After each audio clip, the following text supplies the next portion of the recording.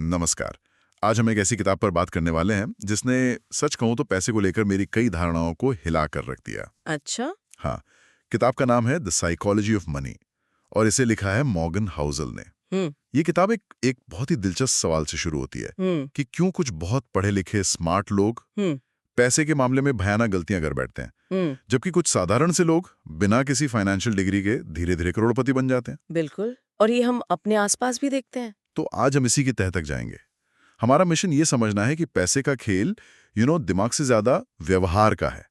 हम अपनी सोच को डिकोड करने की कोशिश करेंगे। मतलब ये जानना कि हमारे डर, हमारी उम्मीदें, हाँ, और दूसरों को देखकर हमारे अंदर जो भावनाएं आती हैं वो कैसे चुपके से हमारे पैसे से जुड़े सारे फैसले ले रही होती हैं। ये एक तरह से अपने फाइनेंशियल दिमाग को रीवायर करने जैसा होगा। बिल्कुल, आपने रीवायर शब्द का इस्तेमाल किया जो एकदम सही है।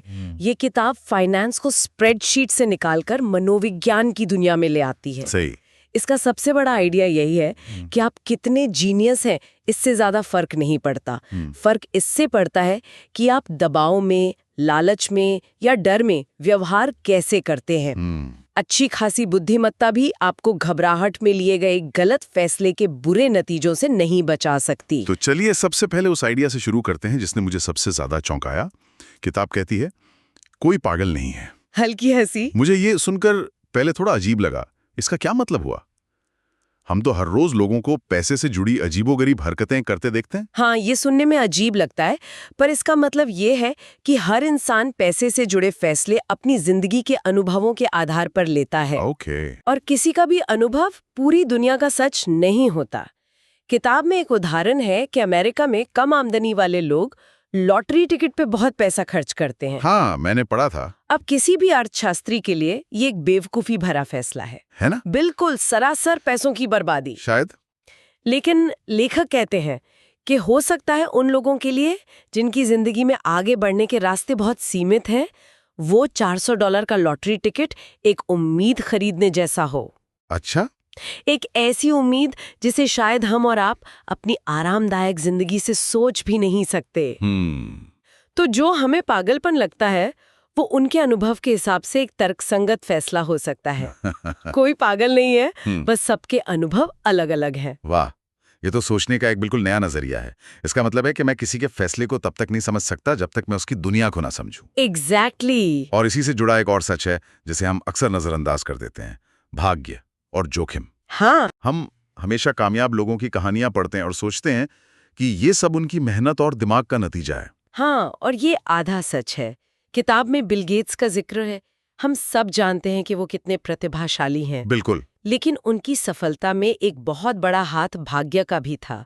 वो दुनिया के उन गिने चुने स्कूलों में से एक में पढ़ते थे जहां 1968 में एक कंप्यूटर था। सोचिए, 1968 में। ये कोई उनकी योजना नहीं थी, ये सिर्फ किस्मत थी। वो सही समय पर सही जगह पर थे। और इसी सिक्के का दूसरा पहलू है जोखिम यानी रिस्क। गेट्स के एक दोस्त थे, केंट एवांस। वो भी उतने ही होशियार, कंप्यूटर के उतने ही दीवाने। ओके। गेट्स और पॉल एलन को लगता था कि केंट उनसे भी ज्यादा सफल होंगे, लेकिन कॉलेज शुरू होने से ठीक पहले एक पहाड़ पर चढ़ने के दौरान हुए एक हादसे में उनकी मौत हो गई। ओह, ये एक बहुत जरूरी बात है। जब हम किसी की सफलता देखते हैं तो हमें भाग्य की भूमिका को याद रखना चाहिए। सही। और जब हम किसी की असफलता देखते हैं तो हमें जोखिम की भूमिका को नहीं भूलना चाहिए। दुनिया में कुछ भी उतना अच्छा या उतना बुरा नहीं होता जितना वो दिखता है। क्योंकि हर कहानी में भाग्य और जोखिम का एक अदृश्य किरदार हमेशा मौजूद होता है। बिल्कुल। तो भाग्य और जोखिम का मतलब है कि बहुत कुछ हमारे कंट्रोल से बाहर है। सच कहूं तो ये बात थोड़ी डराती है तो शायद इसीलिए हम उन चीजों पर ज्यादा ध्यान देते हैं जिन्हें हम देख सकते हैं, जैसे दूसरों की सफलता, उनकी गाड़ियां, उनके घर। और मुझे लगता है यहीं से वो जाल शुरू होता है, तुलना का जाल। हाँ, जिसके बारे में किताब में नेवर एनफ यानी कभी काफी नहीं वाले हिस्से में बात की गई है। आपने बिल्कुल सही नस पकड़ी है। जब हमें लगता है कि चीजें हमारे काबू में नहीं है तो हम दूसरों से अपनी तुलना करने लगते हैं। लेखक कर्ट वॉनेगुट और जोसेफ हेलर की एक कहानी सुनाते हैं। दोनों एक अरबपति की पार्टी में हैं। वॉनेगुट हेलर फनुजाक में कहते हैं, देखो, इस आदमी ने एक दिन में उतना पैसा कमा लिया जितना तुम्हारी सबसे मशहूर किताब ने आज तक नहीं कमाया। सोचकर ये अजीब लगता है। हेलर ने क्या जवाब दिया? हेलर का जवाब शानदार था। उन्होंने कहा, हाँ, लेकिन मेरे पास कुछ ऐसा है जो उसके पास कभी नहीं होगा। क्या? इनफ यानी काफी है। वाह। ये पैसे की दुनिया का सबसे मुश्किल लेकिन सबसे जरूरी हुनर है, ये जानना कि कब रुकना है। सोशल मीडिया के इस दौर में तो ये और भी मुश्किल हो गया है। बिल्कुल। हमेशा कोई ना कोई आपसे ज्यादा कमा रहा होगा, बेहतर छुट्टियां मना रहा होगा। ये एक ऐसी दौड़ है जिसे जीता नहीं जा सकता। ये इनफ वाली बात बहुत गहरी है। इसका मतलब ये नहीं है कि आप महत्वाकांक्षी होना छोड़ दें। नहीं, बिल्कुल नहीं। इसका मतलब है कि आप अपनी खुशी को किसी ऐसी चीज से न जोड़ें जो लगातार आपसे दूर भाग रही हो। सही कहा। लालच और ईर्ष्या के कारण लोग वो चीजें भी दांव पर लगा देते हैं जिनकी उन्हें जरूरत होती है, उन चीजों के लिए जिनकी उन्हें जरूरत नहीं होती। और इसी लालच का दूसरा साथी है डर। हाँ। किताब में एक बहुत दिलचस्प मनोवैज्ञानिक बात कही गई है कि निराशावाद यानी नेगेटिव सोच हमें हमेशा ज्यादा स्मार्ट और ज्यादा विश्वसनीय लगती है। ये तो है। अगर कोई कहे कि सब ठीक हो जाएगा, इकोनॉमी बढ़ेगी, तो हम शायद सुनकर भूल जाएं।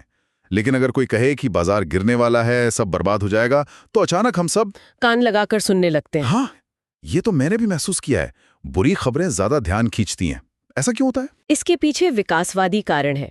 हजारों साल पहले हमारे पूर्वजों के लिए एक शेर के खतरे को नजरअंदाज करने की कीमत एक मीठे फल को नजरअंदाज करने से कहीं ज्यादा थी। मतलब जान जा सकती थी। बिल्कुल। खतरों पर ध्यान देना हमारे डीएनए में है।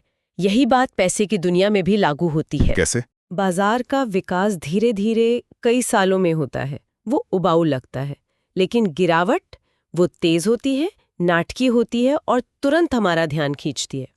इसीलिए बुरी खबरें हमेशा ज्यादा बिकती हैं। ये जो निराशावाद वाली बात है, ये मुझे एक और दिलचस्प आइडिया की याद दिलाती है। हम अक्सर बाजार के गिरने से डरते हैं। किताब कहती है कि शायद यही डर अमीर बनने और अमीर बने रहने के बीच का सबसे बड़ा फर्क है। ये दोनों एक ही चीज नहीं है ना? बिल्कुल नहीं, ये दो अलग अलग खेल हैं जिनके नियम भी अलग हैं। अच्छा। अमीर बनने के लिए आपको थोड़ा जोखिम उठाना पड़ता है, आशावादी होना पड़ता है और कुछ नया करने का हौसला दिखाना पड़ता है। लेकिन अमीर बने रहने के लिए? उसके लिए ठीक उल्टी मानसिकता चाहिए। अमीर बने रहने के लिए आपको विनम्र होना पड़ता है। आपको ये डर होना चाहिए कि जो आपने कमाया है वो उतनी ही तेजी से जा भी सकता है। मतलब एक सर्वाइवल माइंडसेट चाहिए। बिल्कुल। मतलब आपको बस खेल में टिके रहना है। बाजार ऊपर जाए या नीचे, आपको घबराकर बाहर नहीं निकलना है। पैसा बनाना एक बात है, पर उसे अपने पास टिकाकर रखना बिल्कुल दूसरी, और ज्यादातर लोग दूसरे वाले खेल में हार जाते हैं। अच्छा, अगला जो विचार है उसने तो मेरी सोच ही बदल दी। हम हमेशा महंगी गाड़ियों और बड़े घरों को देखकर सोचते हैं कि ये हैं अमीर लोग। हाँ, सभी ये सोचते हैं। लेकिन किताब कहती है कि हम पूरी तरह से गलत हैं। असली दौलत तो वो है जो दिखती ही नहीं। इस बात का क्या मतलब हुआ? इसका मतलब है कि जब कोई कहता है कि मैं करोड़पति बनना चाहता हूँ, तो असल में वो कहना चाहता है कि मैं 1 करोड़ रुपए खर्च करना चाहता हूँ। हाँ, सही बात है। लेकिन खर्च करना अमीर बनने का ठीक उल्टा है। दौलत वो नहीं है जो आप खर्च करते हैं। दौलत वो पैसा है जो आपने कमाया लेकिन खर्च नहीं किया। तो इसका मतलब है कि जब मैं अपने दोस्त को उसकी नई चमकती कार के लिए बधाई दे रहा हूं, तो मुझे असल में उसके घटते हुए बैंक बैलेंस के लिए अफसोस करना चाहिए। एक तरह से हाँ। असली दौलत छिपी हुई होती है। वो कारें जो नहीं खरीदी गईं, वो छुट्टियां जिन पर नहीं जाया गया, वो पैसा जो बचाकर निवेश किया गया। एग्जैक्टली। यही छिपी हुई दौलत आपको पैसे से भी ज्यादा कीमती चीज देती है। अपने समय पर नियंत्रण, अपनी जिंदगी के फैसले खुद लेने की आजादी। और यही आपको कंपाउंडिंग का जादू देखने का मौका देती है। हाँ। कंपाउंडिंग यानी चक्रवृद्धि ब्याज। हाँ, वॉरेन बफेट का उदाहरण यहाँ एकदम फिट बैठता है। बिल्कुल। उनकी ज्यादातर दौलत तो 60 साल की उम्र के बाद बनी है। बिल्कुल। उनकी कामयाबी का राज सिर्फ ये नहीं है कि वो एक अच्छे निवेशक हैं। राज ये है कि वो 75 सालों से एक अच्छे निवेशक बने हुए हैं। मतलब उन्होंने समय को अपना काम करने दिया। हाँ, पैसा बनाने में सबसे शक्तिशाली चीज है समय। तो इन सब मनोवैज्ञानिक सच्चाइयों को समझने के बाद सवाल ये उठता है कि हम असल जिंदगी में करें क्या? व्यवहारिक स्तर पर क्या किया जा सकता है? किताब एक बहुत ही सीधी और सरल बात कहती है। आपकी आमदनी कितनी है या आपको निवेश पर कितना रिटर्न मिल रहा है, उससे भी ज्यादा जरूरी है आपकी बचत दर, सेविंग रेट। हाँ, आप अपनी कमाई का कितना प्रतिशत बचाते हैं। ये इतना जरूरी क्यों है? लोग तो हमेशा बेस्ट स्टॉक या बेस्ट म्यूचुअल फंड खोजने में लगे रहते हैं। वो इसलिए क्योंकि बचत दर पर आपका पूरा कंट्रोल होता है। आप बाजार को कंट्रोल नहीं कर सकते। सही। आप शायद अपनी तनख्वाह को रातों रात दोगुना नहीं कर सकते। सही। लेकिन आप अपनी बचत दर को आज ही इसी मिनट बढ़ा सकते हैं। ये आपके हाथ में है। थोड़ा कम खर्च करके ज्यादा बचाना किसी भी फैंसी निवेश रणनीति से ज्यादा शक्तिशाली है। और फैसले लेते समय किताब कहती है कि पूरी तरह से तर्क संगत होने की कोशिश मत करो, बल्कि उचित या समझदार बनो। इन दोनों में क्या फर्क है? तर्क संगत फैसला वो होता है जो कागज पर, मतलब गणित के हिसाब से एकदम सही हो। ओके, लेकिन हो सकता है कि वो इतना मुश्किल हो कि आप उसे निभा ही ना पाएं।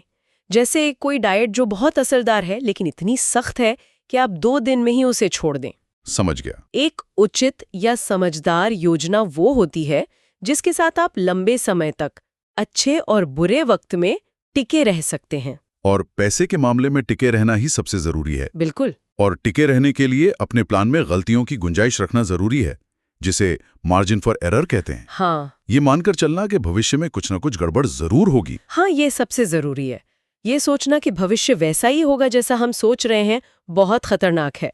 लेखक अपना उदाहरण देते हैं कि वो अपनी संपत्ति का काफी बड़ा हिस्सा कैश में रखते हैं। कैश में? हाँ, कागज पर ये एक खराब फैसला है क्योंकि कैश पर कोई रिटर्न नहीं मिलता, लेकिन ये कैश उन्हें मानसिक शांति देता है। ये एक सेफ्टी नेट है जो उन्हें बाजार गिरने पर घबराहट में अपने निवेश बेचने से रोकता है। बिल्कुल, ये गलतियों की गुंजाइश है। और बाकी निवेश के लिए वो क्या करते हैं? कोई खास रणनीति? कुछ भी फैंसी नहीं, वो सीधे सीधे लो कॉस्ट इंडेक्स फंड्स में निवेश करते हैं। मतलब सेंसेक्स या निफ्टी में पैसा लगाना? हाँ, ऐसे फंड्स जो किसी 1-2 शेयर को चुनने की सिरदर्दी नहीं पालते, बल्कि पूरे बाजार की नकल करते हैं। ये सबसे सरल, सस्ता और समय के साथ असरदार साबित हुआ तरीका है। चार्ली मंगर का एक नियम है, कंपाउंडिंग का पहला नियम है कि इसे बिना वजह के कभी मत रोको, बस निवेशित रहो और समय को अपना जादू करने दो। तो इस पूरी बातचीत को अगर समेटना हो तो सार क्या है?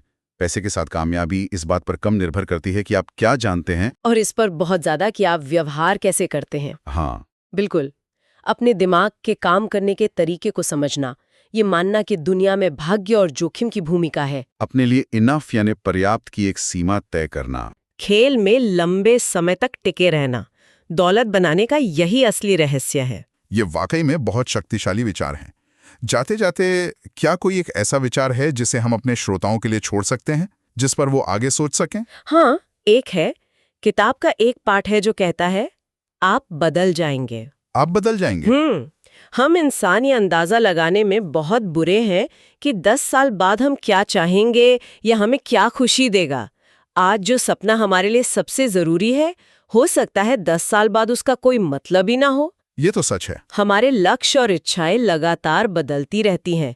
तो सोचने वाला सवाल ये है, ये जानते हुए कि हम खुद भविष्य में बदल जाएंगे, हमारी इच्छाएं बदल जाएंगी, आज की हमारी चर्चा से वो कौन सा एक वित्तीय सिद्धांत या आदत है जो तब भी सच रहेगा चाहे हम भविष्य में कोई भी इंसान क्यों ना बन जाए।